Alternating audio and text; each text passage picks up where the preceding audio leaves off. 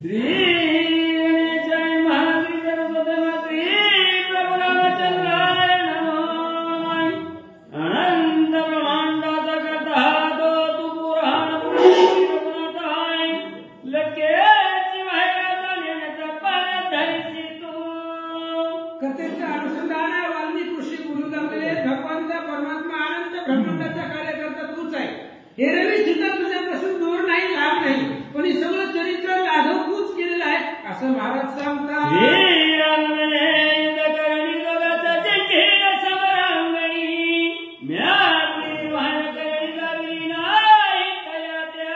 रामाने सांगितलं महाराज काय तुम्ही बोलायला लागला? अरे मी अजून निर्वाणीचं युद्धच केलं नाही, आता भयंकर युद्ध करतो, ह्या पोरांना माझी ताकद दाखवतो, मी अजून निर्वाण बनायला हातच लावला नाही असं रामचंद्र बोलतात। वाल्मिकी महाराज काय सांगतात?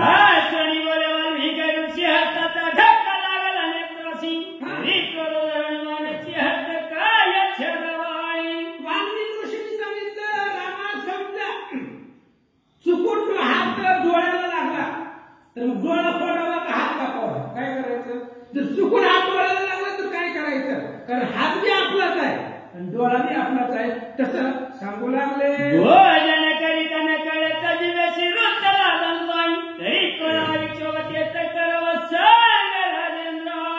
ऐका रामा, सांगा मला प्रश्नाचे उत्तर द्या।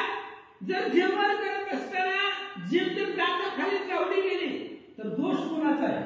जिभेचा आहे का दाताचा आहे? मग त्रास शिक्षा कोणाला करायची? जीभ कापायची का दात फोडायचं? काय करायचं मला सांगा असं विचारू लागले।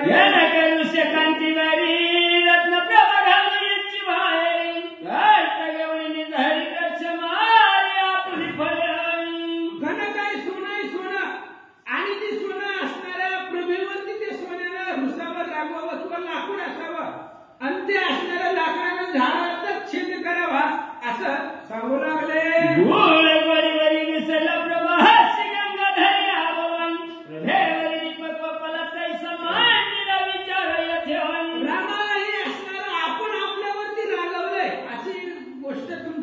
घडलेली आहे।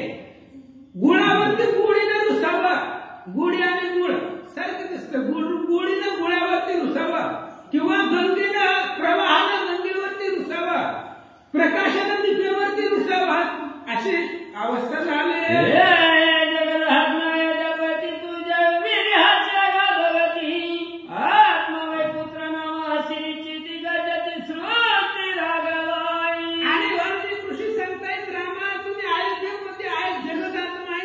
कार्यकर्ते आहेत आणि तुम्ही हे सगळं लीलाचरित्र दाखवलंय, ही मुलंही तुमचीच आहे, तुमच्या वीर्यापासून जन्मलेली आहेत का असं महाराज बोलतात।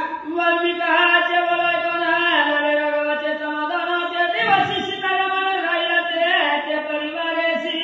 ऋषींचं बोलणं ऐकलं, रामाचं समाधान झालं अशी उदाहरणं महाराजांनी दिली, त्याच्यामुळे रामाला समाधान वाटलं आणि त्या दिवशीची रात्र ते आश्रमामध्ये राहिले।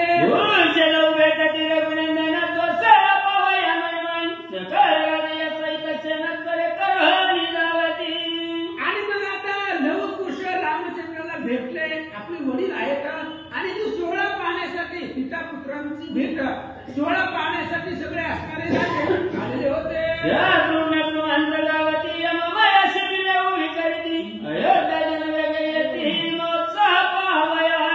आणि शत्रुघ्न आहे, सुमंत आहे, रत्नखचित अशा प्रकारचे हातामध्ये त्या ठिकाणी घेऊन धावलेले आहेत। अयोध्येची सगळी लोक आली, सगळ्या अयोध्येमध्ये वार्ता पसरली, ती लोक या ठिकाणी आली।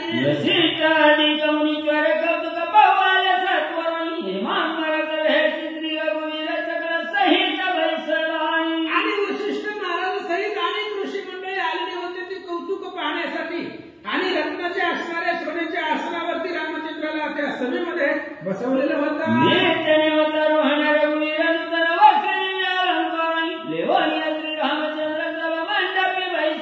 रामचंद्र उठले दुसऱ्या दिवशी सकाळी आपला सगळा नित्यक्रम उरकला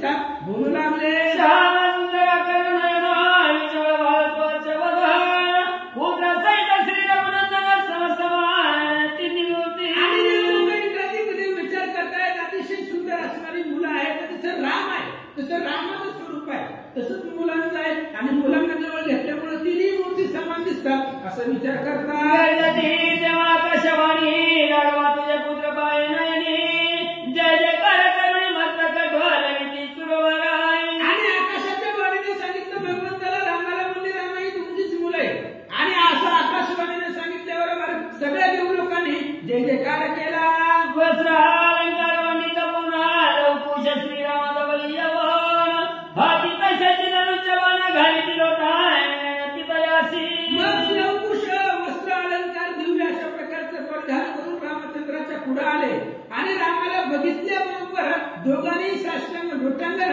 त्यांना घातला झाला एकाची जय जयकार वंदना कवशाची सुमन संपावी रामाचा प्रार्थी बाबाला पुत्र शिक्षा माध्याई जय आणि मग ज्यावेळेस दोघांनी लोटांगण घातलं त्यावेळेस एकच जय जयकार झाला देवलोक फळांच्या वर्षा स्वर्गामधून करू लागले सगळे असणारे राजे लोक वानरगण रामाला विनंती करू लागले मुलांना भेटा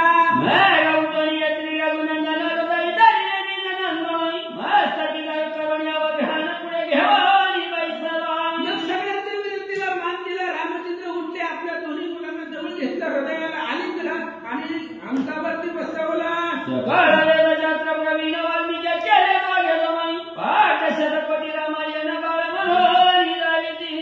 आणि मग विद्या शिकवणारे वाल्मिक गुरु होते त्याच्यामुळं वेदाचं ज्ञान शास्त्राचं ज्ञान सगळ्यामध्ये प्रवेश केलेलं होतं 100 कोटी श्लोकाचं रामायण मुकुंदच होता आणि रामापुढे सांगू लागले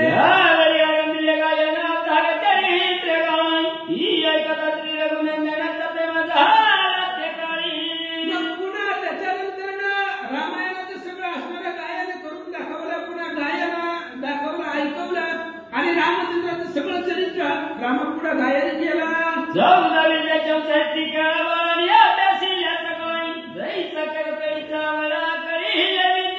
आणि मग तशा पद्धतीने आता रामचंद्रांनी सगळ्या विद्या कारण तो राम सर्वार्थी सर्वज्ञ जसं सगळ्या विद्या हातावरती त्या ठिकाणी घ्याव्या तशा पद्धतीने म्हणून होता बालकांचा आणि ते म्हणून दाखवला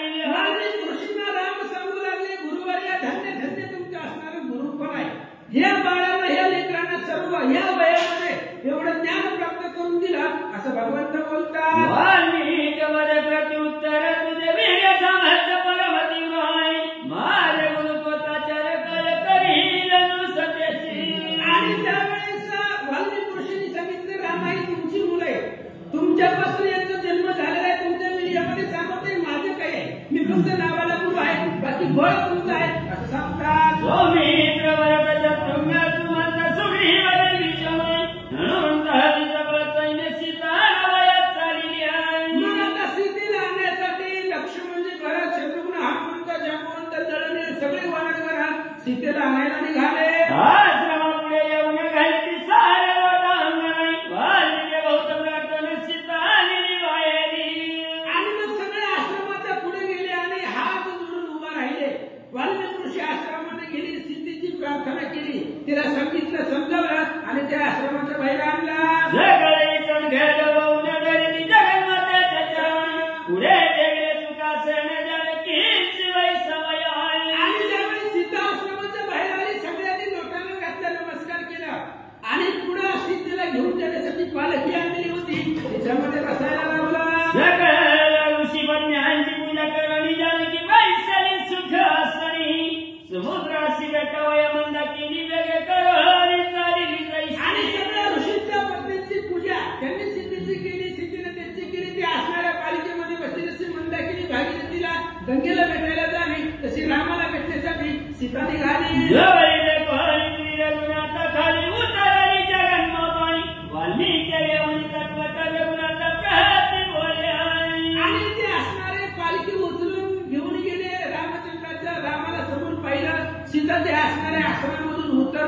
वाल्मिक महाराज तिथं आले, काय म्हणतात? पंचभूत शशी आदित्य राम साक्षी आहे श्रीहृदय स्थानी निष्पाप जानकी चित्रादि मध्यावस्थानी. आणि वाल्मिक ऋषी रामाला सांगू लागले, रामाई पंचभूत चंद्र सूर्य ह्याला साक्षीदार आहे की सीता निष्पाप आहे.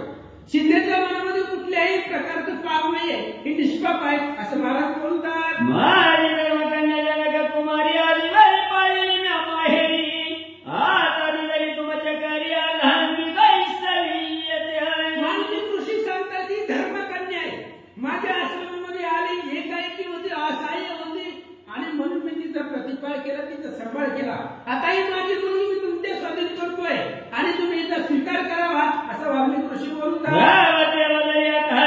सत्य सती हे जनक नंदिनी मग श्रीराम आली वारी अंकावारी पैसविली. तेवढ्या वेळामध्ये आकाशवाणीने सांगितलं रामा ही सत्य सत्य सती पतिव्रत आहे आणि म्हणून तिचा स्वीकार केला त्यावेळेस करा असं आकाशाच्या वाणीने सांगितलं. सीतेनं रामाला पाहिलं, डोळ्यामधून पाणी वाहू लागलं.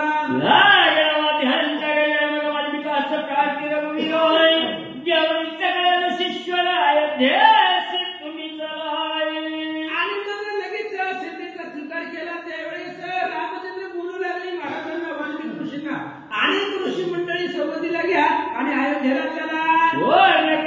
महायज्ञाचा करी कमानाला तेव्हाच्या माई मग वाल्मिक हरी मुनी जाण दिव्य वाहनी पैसा दिली. आणि महाराज तुम्ही काय करा, आमचा यज्ञ परिपूर्ण करा, करायला चला. मग अशी वाल्मिक ऋषी युद्धाला चालू झालं तेव्हा वरुणाचा यज्ञ परिपूर्ण करण्यासाठी पाताळात गेली होते असा विषय भावार्थ रामायणामध्ये आहे. आणि आमचा यज्ञ परिपूर्ण करण्यासाठी तुम्ही चला आणि ऋषींचा मेळ घेऊन अयोध्येला यावा असं रामचंद्र बोलतात.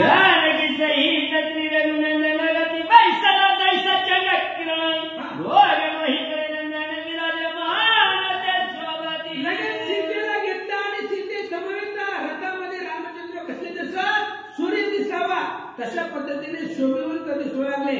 मांडीवरती दोन्ही बाजूला लवकुशाला बसवलेला आहे असं सांगतात. मस्त केली राहती दिव्याच्या मित्र पात्र्यात विचित्र आहे निजभक्त पहाराच्या वरे उत्तमावरी ढालती. आणि डोक्यावरती दिव्य अशा प्रकारचं छत्र धरलेलं आहे. दोन्ही बाजूला ते असणारी चांबरं त्या ठिकाणी वारा घालण्यासाठी दोघीजण त्या ठिकाणी होते. अनेक प्रकारचे असणारे भक्त आहेत. भक्तांनी हातामध्ये चांबरं घेऊन रामासमोरच निघाले. पुढे चालती वाट सूर्यवंश खाणी रघुपती अयोध्ये माझी प्रवेशालय. आणि ते असणाऱ्या रथाच्या पुढे सजावट आहे, मथुरा आहे, अनेक प्रकारचं दिव्य अशा प्रकारचा तो रथ आहे. भात जे आहेत ते असणारे वर्णन करणारे अयोध्येचं असणारं वर्णन रामचंद्राचं करू लागले. अशा गजरामध्ये रामचंद्र अयोध्येत प्रवेश केला. कौशल्या तुम्ही द्रव्य करुणीची देशी आली किती क्षणी लहू कुशावर मुदव कौशल्या. कौशल्या सुमित्रा सिंधूला त्या ठिकाणी आपल्या हृदयाला लावलं. सीतेला घाट अशा प्रकारचा निघून दिला. कौशल्याने आपल्या असणाऱ्या नातवाचं मुख पाहिलं लहू कुशाचं आणि त्यांना त्या ठिकाणी गोवाले करू लागले. पूर्वीच चितवती दीक्षा घेऊन रघुपती पूर्ण केली पूर्णवती यज्ञ समाधी पावला.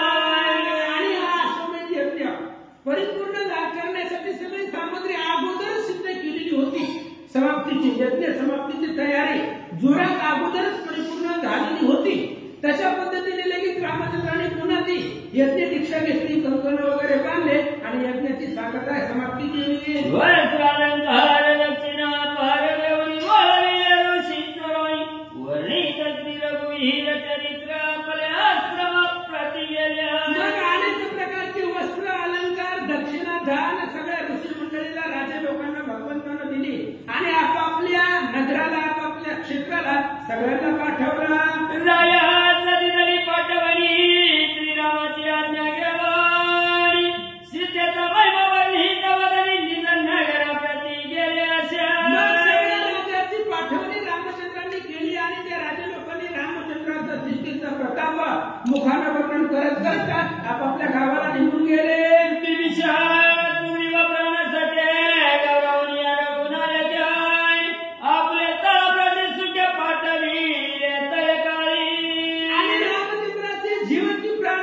विभीषणजी आणि सन्मान केला आणि आपापल्या नगराला त्यांना पाठवलं. जानकी कुमार समवेत अयोध्येचे राज्य करी श्री रघुनाथाय ही कथा श्रवण करीता होता अक्षय सुख पाविजा. आणि श्रीधर स्वामी सांगतायत ही असणारी रामायणाची कथा आहे. आणि ही रामायणाची कथा सीता मातेची मुलं, लवकुश यांचा पराक्रम, यांचं चरित्र, यांच्याबरोबर रामचंद्र अयोध्येचे राज्य करू लागले. ही जर कथा ऐकली न संपणार सुख प्राप्त होतं. परम संकट हरणी हे कथा विजय होय प्रभावता पाहत श्रीराम विजय ग्रंथ सर्व चिंता हरे पै. आणि संकट हरण्यासाठी ही कथा ऐकायची. ही रामविजय ग्रंथ कशासाठी ऐकायचा? संकट दूर करण्यासाठी. श्रोता वक्ता सांगणाऱ्या वाचणाऱ्या ऐकणाऱ्या सगळ्यांना सुख प्राप्त होतं, सगळ्यांची संकट दूर होतात. रामविजय ग्रंथ पाहावा, विलोकन करावा, सगळ्या चिंता संपतात असं श्रीधर स्वामी सांगतात. यावरी कथा घोर गवताय लीला कैची रावी श्री रघुनाथाय तो शेवटीचा ध्याय दाता सवदाता परिसिजे. आता याच्या पुढे गोड गोड कथा आहे. रामचंद्र आता काय चरित्र लाघवलेला कौतुक दाखवणार आहे. तू एक आधी शेवटचा राहिलेला आहे आणि तू खरं सांगते आहे. त्याच्यामुळं असणारा तू आदरपूर्वकानं श्रवण करा असं श्रीधर स्वामी सांगतात. 40 अध्याय अवघ ग्रंथाय त्यात उतरला एक गोड गवताय जैसा मुकुटावरी मणी झळकत तैसा अध्याय पुढील असले. श्रीधर स्वामी सांगतात 40 अध्यायांचा ही रामविजय ग्रंथ आहे. आणि आता पुढे एकच अध्याय राहिलेला आहे. जसं मुकुटावरती मणी असावा तशा पद्धतीने हा एक अध्याय उरलेला आहे. आणि हा अध्याय त्या ठिकाणी श्रवण करा, गोड आहे असं महाराज सांगतात. ब्रह्मानंद स्वामी समर्थाय श्रीधर वरद पंढरीनाथाय हा ग्रंथ वाचित भक्ता तूच रक्षी जांगे. आणि श्रीधर स्वामी एक विनंती करतायत भगवंताला. भगवंता जो जो हे चरित्र ही ग्रंथ वाचेल त्याचं रक्षण तुम्ही करा. त्याच्यावरती कुठल्याही प्रकारचं संकट येऊ देऊ नका. त्याचा प्रतिपाद सांभाळ तुम्ही स्वतः करा असं भगवंताला श्रीधर स्वामी बोलतात. भारती श्रीराम विजय ग्रंथ सुंदर समंत वाल्मिकी नाटकधार सर्व परिकल्प भक्त चतुर हे पंचत्वारी शंती अध्याय वळ श्रीकृष्ण वस्तू पुंडलिका